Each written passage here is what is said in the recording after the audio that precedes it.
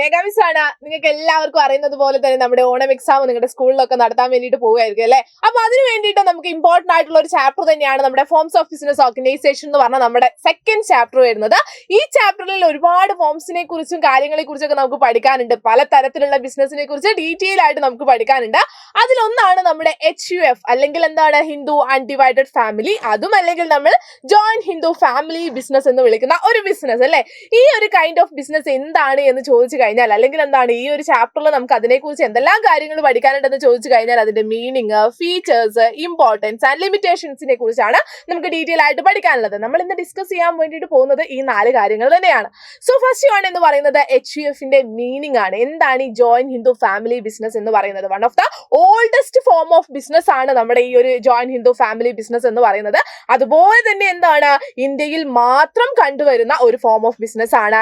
Hindu succession act 1956 പ്രകാരമാണ് ഈ kind of form of business organisation എന്ത് ചെയ്യുന്നത്, പ്രവർത്തിക്കുന്നത്. ഇനി എന്താണ് ഇതിന്റെ മീനിങ് ആണ്, എന്താണ് ഇത് എന്ന് ചോദിച്ചു കഴിഞ്ഞാൽ, ഒരു ഫാമിലിയിലുള്ള അംഗങ്ങൾ ഒന്നിച്ചു വന്നിട്ട് എന്ത് ചെയ്യാണ്, അവർ പാരമ്പര്യമായിട്ട് കൈമാറി വന്ന സ്വത്തുവകകൾ ഉപയോഗിച്ച് ബിസിനസ് നടത്തുകയാണ്. അതിനെയാണ് നമ്മൾ HUF എന്ന് പറയുന്നത്. It refers to a form of business organisation wherein the business is owned and carried on by the members of a joint Hindu family. Okay, joint Hindu ഫാമിലിയിലുള്ള ആളുകൾ എന്ത് ചെയ്യാണ്, ഓൺ ചെയ്യുകയും ക്യാരി ചെയ്യുകയും ചെയ്യുന്ന ഫോം ഓഫ് ബിസിനസ് ഓർഗനൈസേഷൻ ആണ് HUF എന്ന് പറയുന്നത്.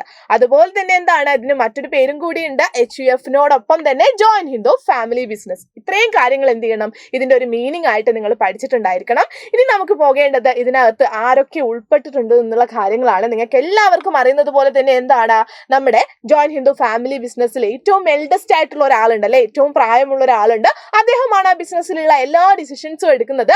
അദ്ദേഹത്തെ നമ്മൾ വിളിക്കുന്ന പേരാണ് കർത്ത എന്നുള്ളത്. ഇനി നേരെ പോകേണ്ടത് മറ്റുള്ള ആളുകളാണ്. കർത്ത ഒഴികെ ആ ഫാമിലിയിലുള്ള ബാക്കിയുള്ള മെമ്പേഴ്സിന് നമ്മൾ പറയുന്ന പേരാണ് കോ പാർട്ണേഴ്സ് എന്നുള്ളത്. അപ്പൊ ഈ 2 ആളുകളെ കുറിച്ചുള്ള ധാരണ നമുക്ക് ഉണ്ടായിരിക്കണം.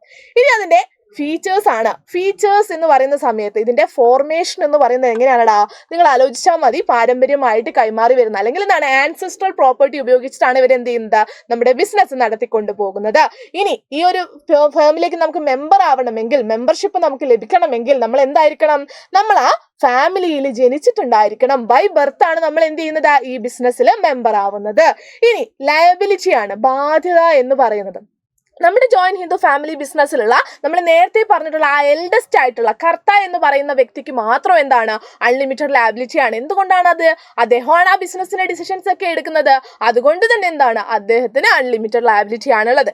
ഇനി ബാക്കിയുള്ള മെമ്പേഴ്സ് ഉണ്ട് അല്ലെ, നമ്മൾ പറഞ്ഞ ഈ ഒരു കോ പാർട്ണേഴ്സ് എന്ന് പറയുന്ന ആളുകൾക്ക് എന്താണ്, അവർക്ക് മാത്രം ലിമിറ്റഡ് ലയബിലിറ്റി ആണ്. അപ്പൊ ബാധ്യതയുടെ കാര്യം മനസ്സിലായല്ലോ.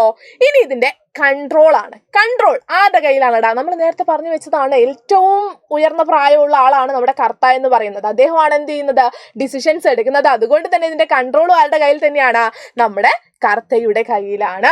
ഇനി അതിന്റെ കണ്ടിന്യൂറ്റി ആണ്. അതായത് നമ്മുടെ ഫോമിലുള്ള ഈ കർത്തയ്ക്ക് എന്തെങ്കിലും സംഭവിച്ചു കഴിഞ്ഞാൽ അത് നമ്മുടെ ബിസിനസ്സിനെ എങ്ങനെ എഫക്ട് ചെയ്യും, അതാണ് നമ്മുടെ ചോദ്യം. അപ്പൊ എന്താണ് അതിന്റെ ആൻസർ എന്ന് പറയുന്നത് നമുക്ക് എന്ത് ചെയ്യുന്നുണ്ട്, നമുക്ക് ഇവിടെ കൊടുത്തിട്ടുണ്ട്. എന്താ സംഭവിക്കുക, അദ്ദേഹത്തിന് എന്തെങ്കിലും സംഭവിച്ചു കഴിഞ്ഞാൽ നെക്സ്റ്റ് എൽഡർ ആയിട്ടുള്ള ആൾ എന്താവും, അല്ലെങ്കിൽ മെയിൽ മെമ്പർ ആയിരിക്കണം കേട്ടോ, മെയിൽ ആയിരിക്കണം, ഫീമെയിൽ ആവാൻ വേണ്ടിയിട്ട് പാടില്ല.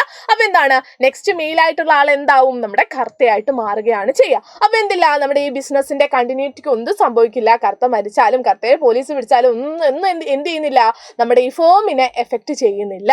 ഇനി അതിന്റെ മെറിറ്റ്സ് ആണ്. എന്തെല്ലാം മെറിറ്റ്സ് നമ്മുടെ HUF-നുണ്ട് എന്ന് ചോദിച്ചു കഴിഞ്ഞാൽ, എഫക്റ്റീവ് കൺട്രോൾ ആണ്. എങ്ങനെയാണ്, ഡിസിഷൻ മേക്കിംഗ് എല്ലാം ആരുടെ കയ്യിലാണുള്ളത്, നമ്മുടെ കർത്തയാണ് ഉള്ളത്. അതുകൊണ്ട് എന്തില്ല, ആ പവർ എല്ലാം നമ്മുടെ ഈ കർത്തയുടെ അടുത്തായതുകൊണ്ട് നമുക്ക് എന്ത് ചെയ്യാൻ വേണ്ടിയിട്ട് പറ്റും, കോൺഫ്ലിക്റ്റുകളെല്ലാം ഒഴിവാക്കാൻ വേണ്ടിയിട്ട് പറ്റും. ബാക്കിയുള്ള മെമ്പേഴ്സ് ആയിട്ടുള്ള കോൺഫ്ലിക്റ്റുകളൊക്കെ ഒഴിവാക്കാൻ വേണ്ടിയിട്ട് പറ്റും. അതുകൊണ്ട് തന്നെ എന്താണ്, എഫക്റ്റീവ് കൺട്രോൾ ആണ് HUF-നുള്ളത്. അതുപോലെ തന്നെ നെക്സ്റ്റ് വൺ എന്താണ്, കണ്ടിന്യൂറ്റി ഓഫ് ബിസിനസ് ആണ്. നമ്മൾ പറഞ്ഞതുപോലെ കർത്തയ്ക്ക് എന്ത് സംഭവിച്ചാലും നമ്മുടെ ഫേമിനെ അത് എഫക്ട് ചെയ്യുന്നില്ല. അടുത്ത നെക്സ്റ്റ് സീനിയർ മെമ്പർ എന്തായി, നമ്മുടെ കർത്തയായിട്ട് മാറുന്നുണ്ട്. അതുകൊണ്ട് തന്നെ എന്തുണ്ട്, നമ്മുടെ ബിസിനസ്സിന് കണ്ടിന്യൂറ്റി ഉണ്ട്. ഇനി next one, limited liability of members എന്താണ്, ഇതിന്റെ ഒരു മെറിറ്റ്സ് ആണ്. നമ്മുടെ കോ പാർട്ണേഴ്സിനൊക്കെ എന്താണ്, അവരുടെ ലയബിലിറ്റി എന്ന് പറയുന്നത് ലിമിറ്റഡ് ആണ്. ഇനി ഇൻക്രീസ്ഡ് ലോയൽറ്റി ആണ്. അത് നിങ്ങൾ ആലോചിച്ചാൽ മതി. ഇവരെന്താണ്, ഇവരെല്ലാവരും ഒരു ഫാമിലിയിൽ ഉൾപ്പെട്ടിട്ടുള്ള ആളുകളാണ്. അപ്പൊ ഇവരുടെ ഈ ബിസിനസ് നടക്കുന്ന സമയത്ത് അവർക്ക് എന്താണ്, അവർക്കിടയിലുള്ള ഒരു സഹകരണവും സ്നേഹവും എല്ലാം എന്ത് ചെയ്യുന്നുണ്ട്, നമ്മുടെ ഫേമിനെ നല്ല രീതിയിൽ പോസിറ്റീവായിട്ട് അത് എഫക്ട് ചെയ്യുന്നുണ്ട്. ഇനി അതിന്റെ ലിമിറ്റേഷൻസ് ആണ്. ലിമിറ്റേഷൻ എന്ന് പറയുന്ന സമയത്ത് ഇനി അതിന്റെ ലിമിറ്റേഷൻസ് ആണ് നമുക്ക് പഠിക്കാനുള്ളത്. എന്തെല്ലാം ലിമിറ്റേഷൻസ് ആണ് HUF-നുള്ളത്? അപ്പൊ നിങ്ങളുടെ മനസ്സിലേക്ക് വരേണ്ട ആദ്യത്തെ കാര്യം എന്ന് പറയുന്നത് ലിമിറ്റഡ് ക്യാപിറ്റൽ ആണ്. നമ്മൾ പറഞ്ഞിട്ടുണ്ട് HUF-ൽ അവർ എന്തുപയോഗിച്ചിട്ടാണ് ഫേം നടത്തിക്കൊണ്ട് പോകുന്നത്. അവരുടെ ഒരു റിസോഴ്സ് എന്ന് പറയുന്നത് എന്താണ്? നമ്മുടെ ആൻസെസ്ട്രൽ പ്രോപ്പർട്ടി ആണ്, അല്ലെങ്കിൽ പാരമ്പര്യമായിട്ട് കൈമാറി വരുന്ന സ്വത്തുവകകൾ മാത്രമാണ്. അതുകൊണ്ട് തന്നെ എന്താണ്, ഇവരുടെ ക്യാപിറ്റൽ വളരെ പരിമിതമായിരിക്കും. ഇനി നെക്സ്റ്റ് വൺ എന്ന് പറയുന്നത് അൺലിമിറ്റഡ് ലയബിലിറ്റി ആണ്. നമ്മൾ പറഞ്ഞിട്ടുണ്ട് കർത്തയ്ക്ക് മാത്രം എന്താണ് ഈ ഫോമിൽ അൺലിമിറ്റഡ് ലയബിലിറ്റി ആണുള്ളത്. അതെന്താണ്, ഇതിന്റെ ഒരു നെഗറ്റീവ് വശം തന്നെയാണ്. സോ നെക്സ്റ്റ് ലിമിറ്റേഷൻ എന്ന് പറയുന്നത് അൺലിമിറ്റഡ് ലയബിലിറ്റി ആണ്. ഇനി നെക്സ്റ്റ് വൺ എന്ന് പറയുന്നത് ഡൊമിനൻസ് ഓഫ് കർത്തയാണ് അല്ലെ. കർത്ത എന്ന് പറയുന്ന ആളുകളുടെ അടുത്താണ് ഡിസിഷൻ മേക്കിംഗ് പവർ മുഴുവനുമായിട്ടുള്ളത്. അതുകൊണ്ട് തന്നെ എന്ത് ചെയ്യേണ്ട, മറ്റാളുകളോട് എന്ത് ചെയ്യുന്നില്ല, അദ്ദേഹം അഭിപ്രായമോ കാര്യങ്ങളോ ഒന്നും ചോദിക്കുന്നില്ല. അപ്പൊ എന്ത് വരാൻ സാധ്യതയുണ്ട്, പോസിബിലിറ്റി ഓഫ് ഡിഫറൻസസ് നമ്മുടെ ഫാമിലി മെമ്പേഴ്സിന്റെ ഇടയിൽ തന്നെ വരാൻ സാധ്യതയുണ്ട്. അതുകൊണ്ടാണ് എന്ത് പറയുന്നത്, നമ്മുടെ കർത്തയുടെ ഒരു ഡൊമിനൻസിനും ഇവിടെ സാധ്യതയുണ്ട്. ഇനി നെക്സ്റ്റ് വൺ എന്ന് പറയുന്നത് ലിമിറ്റഡ് മാനേജീരിയൽ സ്കില്ലാണ്. ഇപ്പൊ നിങ്ങൾ ആലോചിച്ച് നോക്കൂ, കർത്തയെ നമ്മൾ ഈ ബിസിനസിന്റെ ഹെഡ് ആക്കുന്നത് അദ്ദേഹം പ്രായം കൂടിയ ആള് അല്ലെങ്കിൽ എന്താണ് എൽഡസ്റ്റ് മെമ്പർ ആയതുകൊണ്ട് മാത്രമാണ്. അല്ലാതെ അദ്ദേഹത്തിന്റെ കഴിവ് ഉപയോഗിച്ചിട്ടോ അല്ലെങ്കിൽ എന്തല്ല അദ്ദേഹത്തിന്റെ ക്വാളിഫിക്കേഷൻ നോക്കിയോ എക്സ്പീരിയൻസ് നോക്കിയോ ഒന്നുമല്ല. ഓൺ ദി ബേസ് ഓഫ് എന്താണ് ഏജ് മാത്രമാണ്. സോ എന്തുണ്ട്, അവിടെ ഈ ഒരു ബിസിനസിന്റെ എല്ലാ മാനേജ്മെന്റ് വശങ്ങളും അദ്ദേഹത്തിന് അറിയണം എന്നില്ല, അല്ലെങ്കിൽ ആ സ്കില്ലൊക്കെ അദ്ദേഹത്തിന് ഉണ്ടായിക്കൊള്ളണം എന്നില്ല. അതും ഇതിന്റെ ഒരു ലിമിറ്റേഷൻ ആണ്. അപ്പോൾ ഇത്രയൊക്കെയാണ് നമുക്ക് HUF-നെ കുറിച്ച് പഠിക്കാനുള്ളത്. ഈ സെക്കൻഡ് ചാപ്റ്ററിൽ വളരെ ഇമ്പോർട്ടന്റ് ആയിട്ടുള്ള ടോപ്പിക് ആണ്. പഠിക്കുന്ന സമയത്ത് വളരെ സിമ്പിൾ ആയിട്ട് ഇങ്ങനെ ആലോചിച്ച് പഠിച്ചു കഴിഞ്ഞാൽ നിങ്ങൾക്ക് എന്ത് ചെയ്യാം, നല്ല മാർക്ക് തന്നെ സ്കോർ ചെയ്യാൻ വേണ്ടിയിട്ട് പറ്റും. അപ്പൊ മക്കളെ, ഓൾ ദി ബെസ്റ്റ്.